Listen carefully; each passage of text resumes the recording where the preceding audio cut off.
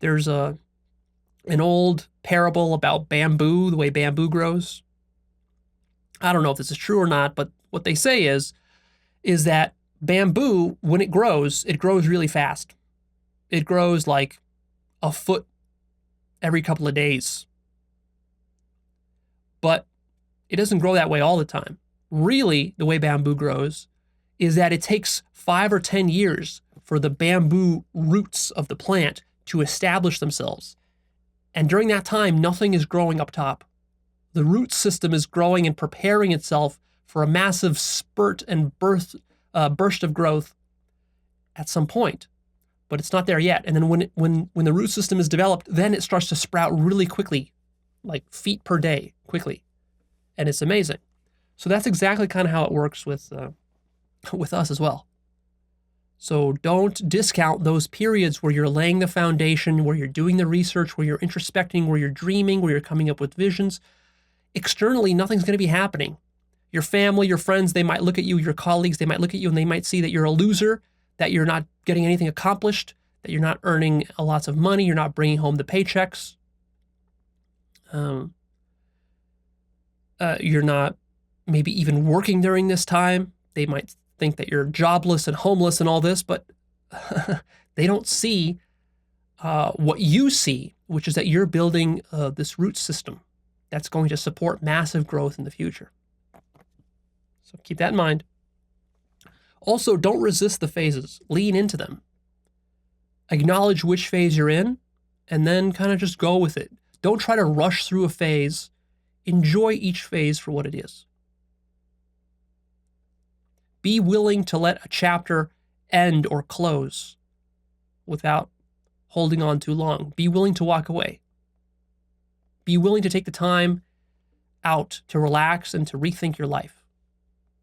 Be willing to be lost, confused, and sad. That's all normal. Allow yourself to explore totally new opportunities. That's very important for discovering the next chapter. Trust that you will find your next chapter. Watch out for wasting time getting stuck in a rut in those low consciousness addictive activities, like I said, because those keep you from doing a high quality introspection. Make big changes just for the sake of something new. So for example, when you're reaching the end of a chapter, you might just make sort of a spontaneous decision to just do something new, like move to a new city, move to a new country, get a new job that is totally out of left field. Consider a new career. Consider a new business. Consider changing your whole diet. Consider changing all your relationships and friendships. Consider a new hobby. Consider a new lifestyle. And then just by doing something new without even knowing where it's going to lead, trust that it'll lead somewhere. Even if the thing you do ends up not being perfect for you, just the very fact that you did it and you changed something was healthy to break you out of the old chapter and begin the new chapter. See, it's better to do stuff and fail at it and realize that it's not right for you than to just sit back and be paralyzed, not doing anything at all because you don't know what to do. If you don't know what to do, do something and then just evaluate the results of the thing you did. That's how you really learn who you are, what your values are, and what you want out of life. Do stuff that you hate just to learn that you hate it. That helps you. Of course, you shouldn't deliberately do stuff that you hate, but if you're just paralyzed, go and do something new.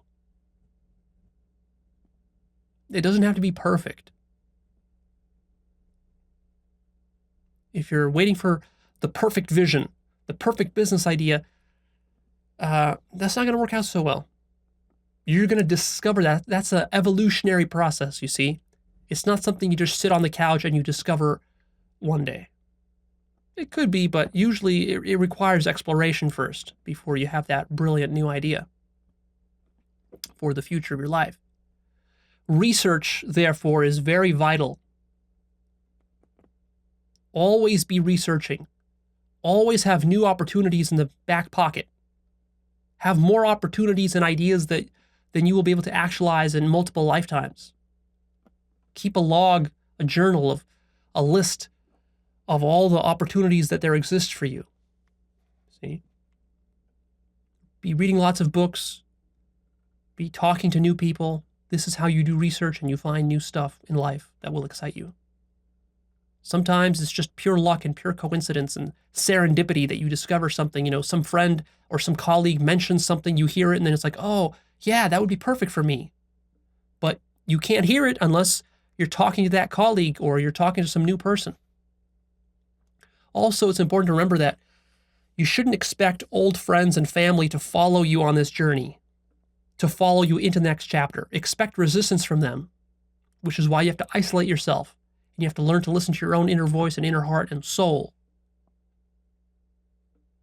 And then work on it quietly. Don't make a big announcement to them that, oh, I'm starting this new business. I'm pursuing enlightenment, or I'm gonna go start a family. Don't keep that to yourself, because they probably won't understand. And you need to lay more groundwork first, because your friends and family, the only thing they're going to really react to is the external results.